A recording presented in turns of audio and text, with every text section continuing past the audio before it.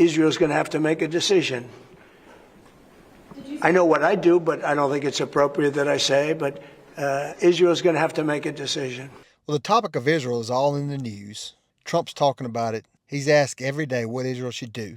It's something that's not going away. So Israel's going to have to make a decision. The whole world is seemingly against what Israel is doing. So what should Israel do? When you look at Israel in the Bible, what you'll find is what God told Israel to do in many cases is to finish the job. Now, that's not a very popular opinion. It's not something that you're going to find many people saying, but I think that's what Israel's going to have to do. When people mess with Israel, it'd be good that they know Israel's history because it's in their DNA to finish the job. In the book of Joshua, when Joshua was fighting Jericho, God told the Israelites to destroy Jericho. And this is what Joshua 6:21 says that Israel did. They utterly destroyed everything in the city, both man and woman, young and old, and ox, and sheep, and donkey, with the edge of the sword. So Israel did what it was commanded to do, and they destroyed everything. And why is that? Well, what you'll find in other places in the Old Testament is that when Israel did not obey God and did not destroy everything, those countries came back to bite them in some way. One way was that they had these idol-worshiping people, and those people would come back, they would marry with the Israelite people, and then the Israelites would become idol worshipers. So in some way, when they didn't do what God told them to do, it came back to bite them. And many times God told them to wipe the people off the face of the earth. Now, that's not what I'm saying that Israel should do at this point.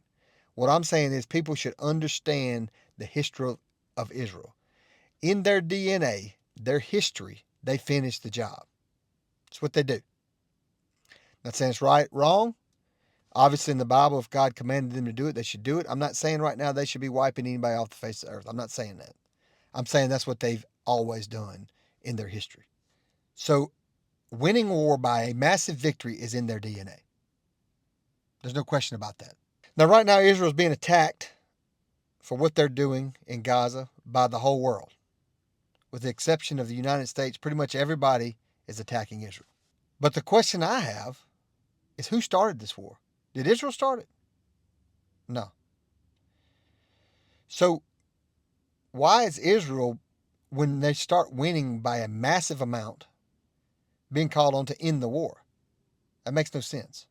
I mean, what would America do? What would Trump do if we still had hostages in captivity? What would we be doing if it was our people over there? After 9/11, we went to war for 20 years.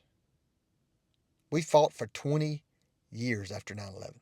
After Pearl Harbor, we dropped bombs on Japan that killed hundreds of thousands of people. Now, many people say that's not right. Well, war is bad. War is ugly. But in the Israel-Hamas war, you got one group of people that says, just live in peace.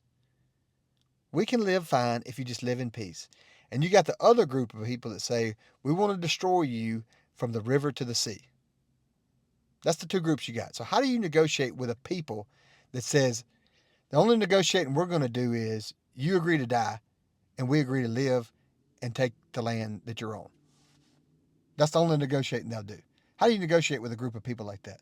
They say we want everybody gone from the river to the sea. That means we want Israel to be completely wiped out. Can't negotiate with that. Hamas is a terrorist organization, and you can't negotiate with terrorists.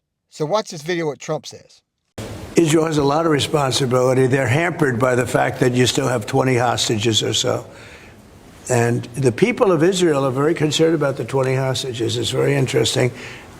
You could say they could be more concerned about retribution than the 20 hostages, but they really want the 20 hostages to survive and live to make it. You know, many of the hostages came to my office in the Oval Office, and I was amazed by, I would ask them the question, was there any sign of love? Was there any sign of, when you were a hostage and you have all of these people from Hamas around you, sometimes 100, sometimes 10, sometimes 2, but you're a hostage and you're being stored in a pipe. It's not even really, a cave, or it's a pipe, a little pipe. And some said they didn't think they were going to make it because they were losing air. There wasn't enough air, and They'd open up the pipe just in time, but they didn't do it on purpose. They just happened to open it. They got lucky. Mr. President, when you were in the Middle East, you talked about the images coming out of Gaza and the starving kids. Those images are still going. Many of them are much worse. Thinner children starving. What do you see or feel when you look at those images today? Well, it's terrible. You know, when I see the children, and when I see, especially over the last couple of weeks, and people are stealing the food, they're stealing the money for the food. They're stealing weapons. They're stealing everything. It's a mess. That whole place is a mess. The Gaza Strip, you know, was given many years ago so that they could have peace. That didn't work out too well. When Israel gave that up, whoever was the prime minister at the time, who I know who it was, but it was not exactly a very clever thing to do, because that was given so that they finally have peace, and it's actually made the situation worse. But we'll see what happens. Israel's going to have to make a decision. I know what I do, but I don't think it's appropriate that I say, but Israel's going to have to make a decision. Now, I'm not going to pretend I know what Trump would do. But he says in the video he knows what he would do. I think I know what Trump would do, but I don't know what Trump would do.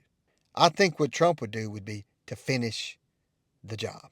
Now, I understand what everybody's saying, that those people need food. The people of Palestine are starving. They're innocent people. They need food. I understand that. And Israel needs to try to get those people food if they can. But their number one goal, their number one priority should be to finish the job that they started. If they don't finish the job, it's going to come back to bite them. Finish the job in a way that the people around them know you're not going to shoot rockets at Israel. You're not going to come into Israel and blow yourself up. You're either going to live in peace beside us or you're not going to live there. That's the bottom line. If you can't live in peace, then you can no longer live there. Israel, if you do not finish the job, they will come back.